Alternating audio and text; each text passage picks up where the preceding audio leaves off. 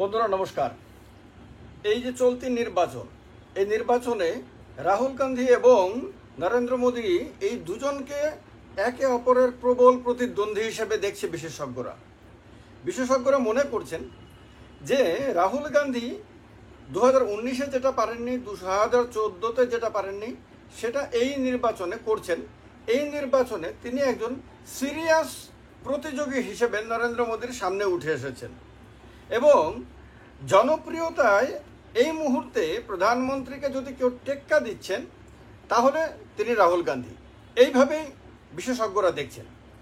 কিছুদিন আগে ভোট কুশলী প্রশান্ত কিশোর একটা ইন্টারভিউয়ে বিভিন্ন বিষয় ব্যাখ্যা করতে গিয়ে বলেছিলেন যে এটা ঠিক নরেন্দ্র মোদীর ইউটিউব চ্যানেলে আগে যেরকম একটা ভিডিও দেওয়ার অল্প সময়ের মধ্যে মিলিয়ন ভিউ পড়তো, সেই তুলনায় এখন এটা অনেক নিচে নেমে এসেছে। এটা প্রশান্ত কিশোর পিকের কথা। আমিও বিভিন্ন সময় আপনাদেরকে একাধিক ভিডিওতে কথাগুলো ডেটা সহকারে, তথ্য সার্ভে রিপোর্ট যেগুলি 100% অথেন্টিক, সেই সহকারে আপনাদেরকে আমি ভিডিওতে বলেছিলাম। আর অন্যদিকে রাহুল গান্ধীর ইউটিউব চ্যানেলগুলোতে ভিউয়ারশিপ লাফিয়ে বেড়েছে। তো অনেকগুলি প্যারামিটারের মধ্যে ইউটিউব চ্যানেলে কাকে বেশি মানুষ দেখছে এবং শুনছে এটাও একটা। তো বাকি দিকগুলো, কার জনসভাতে বেশি লোক হচ্ছে, রাহুল গান্ধীর জনসভাতে না নরেন্দ্র মোদীর জনসভাতে বেশি হচ্ছে, বা বাকি যে আপনার প্ল্যাটফর্মগুলো রয়েছে, সোশ্যাল প্ল্যাটফর্মগুলো রয়েছে, সেগুলোর মধ্যে নরেন্দ্র মোদী বেশি এগিয়ে আছে না রাহুল গান্ধী এগিয়ে আছে, সে ভিন্ন ভিডিওতে আলোচনা করা যাবে। কিন্তু এই ভিডিওতে আমি 10টা করে ভিডিও সর্বশেষ যাদের চ্যানেলে রয়েছে সেগুলির ভিউয়ারশিপ আজকে আপনাদের সামনে তুলে ধরবো।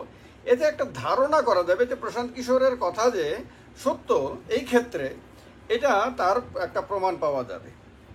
প্রথমে আমি আপনাদের কাছে সামনে নরেন্দ্র মোদীজির ইউটিউব চ্যানেলের, এরপর রাহুল গান্ধীর বলবো, ইউটিউব চ্যানেলে আপনার গত একদিন আগে 10টিরও বেশি আপনার ভিডিও আপলোড হয়েছে।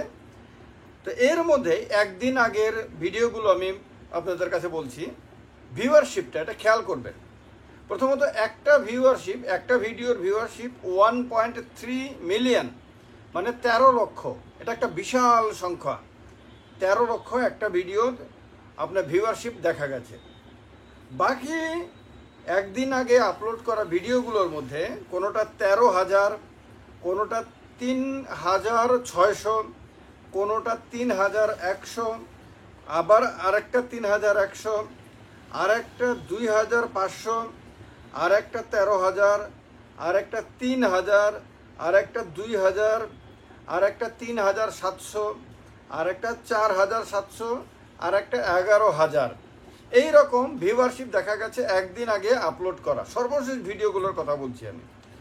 রাহুল গান্ধীর সর্বশেষ 10টা আপনার ভিডিও নেওয়া হয়েছে, কোনোটা আপনার একদিন আগে, আবার কোনোটা 3 সপ্তাহ আগে, কারণ সর্বশেষ এখন আমি সেইভাবেই সিকোয়েন্স অনুযায়ী নিয়েছি।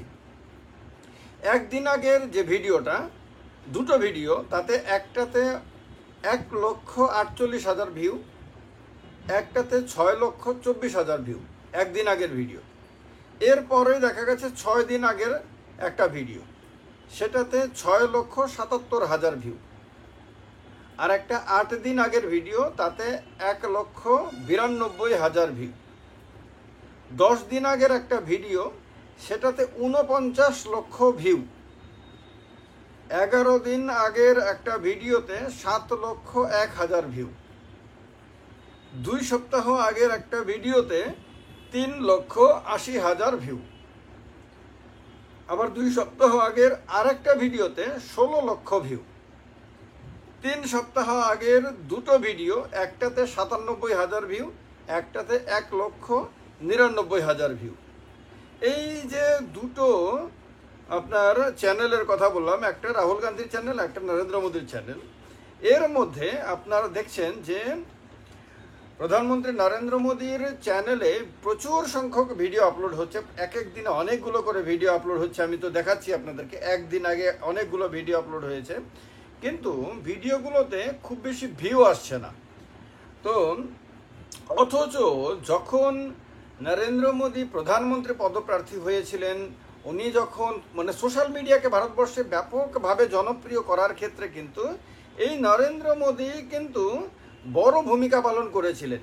তিনি ফেসবুক, টুইটার বা যা কিছু আছে সোশ্যাল মিডিয়া, এগুলিকে ব্যাপকভাবে ব্যবহার করেছিলেন 2014 সালের লোকসভা নির্বাচনে। এবং এর ফলে যে ইয়াং জেনারেশন, তরুণ প্রজন্মের কাছে তার জনপ্রিয়তা হঠাৎ করে একজন আধুনিক, একজন টেকনোলজি ওরিয়েন্টেড লিডার হিসাবে উঠে এসেছিল। এবং যার ফলে কম বয়সী ছেলে মেয়েরা তার দিকে ব্যাপকভাবে ঝুঁকে গেছিল। এর বেনিফিট তিনি পেয়েছিলেন। 2014-তে বিজেপিকে তিনি 116 থেকে 166টি আসন বাড়িয়ে 282-তে, মানে বিজেপি প্রথমবারের মতন একক সংখ্যাগরিষ্ঠতা নিয়ে 2014 সালে প্রথম শাসন ক্ষমতায় আসে।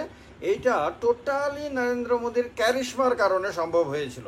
তার যে গ্ল্যামার, তার যে অরা, তার যে জনপ্রিয়তা এবং তার যে এই নতুন টেকনোলজিক্যাল যে দুনিয়া, সেটার সঙ্গে নিজেকে অ্যাডজাস্ট করে নিজেকে আধুনিক রূপে তুলে ধরার যে একটা প্রবণতা, চেষ্টা এবং সফলভাবে সেটা করা, এর ফলে প্রবল হঠাৎ করে জনপ্রিয়তা তার বেড়ে গেছিল। কিন্তু 10 বছর পরে সেই নরেন্দ্র মোদীর ইউটিউব চ্যানেলে দেখা যাচ্ছে 24 ঘন্টা পরেও ভিউয়ারশিপ কোনোটাতে 3000, কোনোটাতে আপনার 7000, কোনোটা 11000 আসছে। অন্যদিকে রাহুল গান্ধীকে ব্যাপকভাবে ট্রোল করা হয়েছিল গত 10 বছর 11 বছর ধরে, এবং ট্রোল করার ফলে রাহুল গান্ধীর ফান্নি ভিডিও, রাহুল গান্ধীকে নিয়ে কৌতুক মজা করার যে বিভিন্ন ভিডিও, কমেডি টাইপের ভিডিওগুলো, সেই ভিডিওগুলো যাতে ওনার যে ইমেজ, সেই ইমেজটা ডাউন হয়, সেই ধরনের ভিডিওগুলো ব্যাপকভাবে আপনার সোশ্যাল মিডিয়াতে চলেছিল। কিন্তু উনি কোনো সিরিয়াস কথা বলতে পারেন, কোনো সিরিয়াস ভাষণ দিতে পারেন, সেরকম কোনো ভিডিও মানুষের কাছে ব্যাপকভাবে জনপ্রিয় হয়নি। সেই রাহুল গান্ধীকে দেখা যাচ্ছে এবার একটা ভিডিও দিলে অল্প সময়ের মধ্যে লক্ষ লক্ষ ভিউয়ারশিপ চলে আসছে।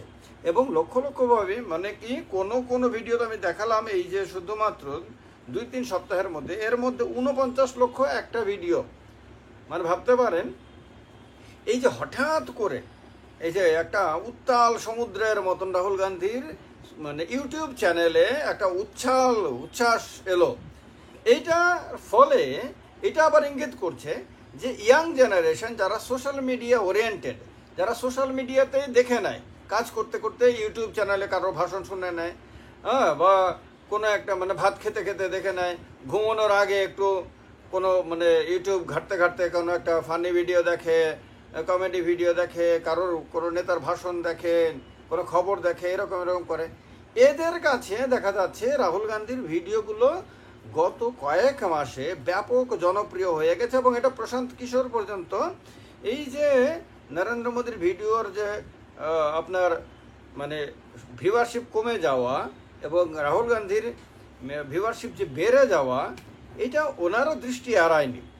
এবং বাকি যারা বিশেষজ্ঞরা রয়েছে, যারা রাজনীতিকে এবার নির্বাচনকে ব্যাপকভাবে কভার করছেন, খুব মানে ঘনিষ্ঠভাবে যারা লক্ষ্য করছেন, তাদের দৃষ্টিতেও কিন্তু এই জিনিসটা, কারণ এটা একটা বড় আপনার দিক যেটাকে অস্বীকার করার কোনো সুযোগ আজকের দুনিয়াতে নাই। তো মানে এইভাবে শুধুমাত্র ইউটিউব চ্যানেল দিয়েই রাহুল গান্ধী এবং নরেন্দ্র মোদীর জনপ্রিয়তার পার্থক্যটাকে মানে তুলে ধরা যাবে না। কিন্তু এটা একটা দিক এবং এটাকেও কাউন্টে রাখতে হবে। তার কারণে এই ভিডিওতে এই তথ্য আপনাদের সামনে তুলে ধরলাম, যে তথ্য কিছুক্ষণ আগে ভিডিওটা রেকর্ড করার আগে আমি নোট করেছি দেখে। সুতরাং এখানে ইউটিউব চ্যানেলের যে ভিউয়ারশিপ, সেটাকে পাল্টানোর কোনো ক্ষমতা আমাদের কারণ নাই। সেখানে ইউটিউবে প্রত্যেকটা ভিডিওর নিচে যে ভিউয়ারশিপ লেখা থাকে, সেই ভিউয়ারশিপটাই আমাদেরকে মেনে নিতে হবে। এটা সবার ক্ষেত্রে ইউনিভার্সাল। তো সেই দেয়া তথ্য অনুসারে এই তফাৎটা আপাতত দেখা যাচ্ছে। বাকিরা আপনাদের মতামত আপনারা স্বাধীনভাবে কমেন্ট বক্সে কমেন্ট করে জানাবেন। ভালো লাগলে ভিডিওটি শেয়ার করবেন আর লাইক করবেন। নমস্কার।